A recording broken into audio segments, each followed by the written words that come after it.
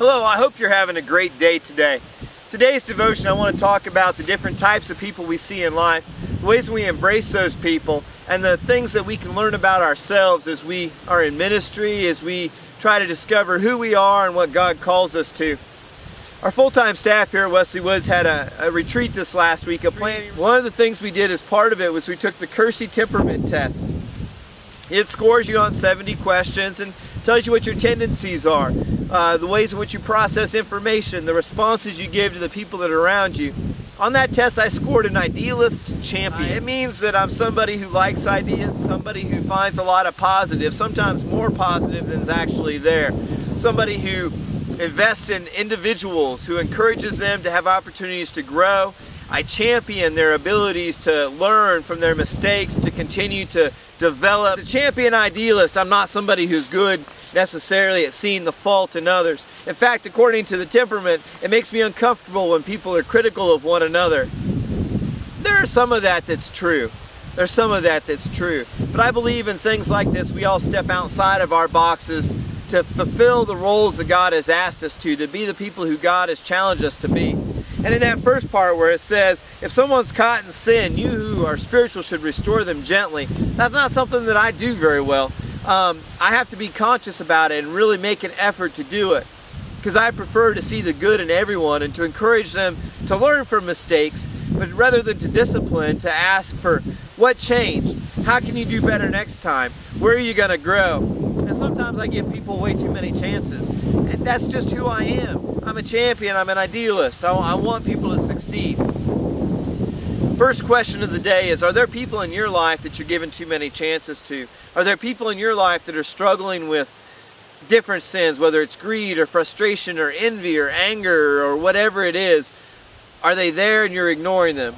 Secondly, are you struggling with things in your own life? Do you need to be more intentional about serving God in ways that you've been called to serve? Then later on it says that you will reap what you sow, and if you sow for sinful pleasures, then you will reap destruction. Why are you interacting with the people around you the way you are?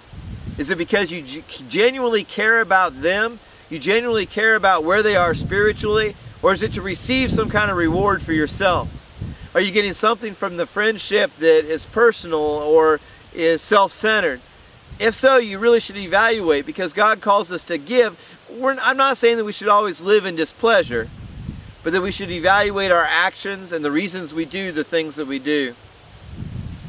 Throughout the Bible, we see lots of folks who do things for the wrong reasons, and we see that they aren't who they could be.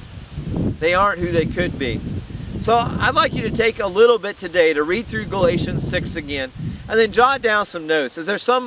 What kind of relationships do you have with people around you? Why do you have those relationships? Are there ones that are healthy? Are there ones that are unhealthy? Recently I've had a lot of conversations with people who are struggling with unhealthy relationships, are struggling with relationships that drag them down, relationships that pull them away from God, that are struggling with depression and things like that. Why are you where you are today? And when you struggle with those kinds of things, where is God in your life? Is God in the center? Is God in the middle? Or is God way out there somewhere? Way out there, past the grass, past the trees, past the skyline? It's a question you have to ask yourself. And maybe you're in the right place. Maybe you're exactly where you need to be. I don't know. But I think Galatians 6 calls us to firmly and lovingly correct one another. That's not easy to do. It's something that I've been working on for about the last year, is being more constructive in feedback and encouraging people to be more accountable. And it's hurt. It's hurt. I've had some friendships that are really important to me that have been broken. I've had some experiences that were less than ideal. But I've also had some good experiences. Experiences where I offered a suggestion or a question and God blessed our relationship because of it. I've had some friendships that have grown in amazing ways. And I feel like I'm in a really good place because I've responded better to what God has called me to. So today, it's about your response. Where are you? Why are you doing the things that you're doing? And where is God in your life? Read Galatians 6. Pray. Embrace those around you. And have a good day. Amen. Jesus, lover of my soul. Jesus, I will never let you go. You've taken me from the miry clay,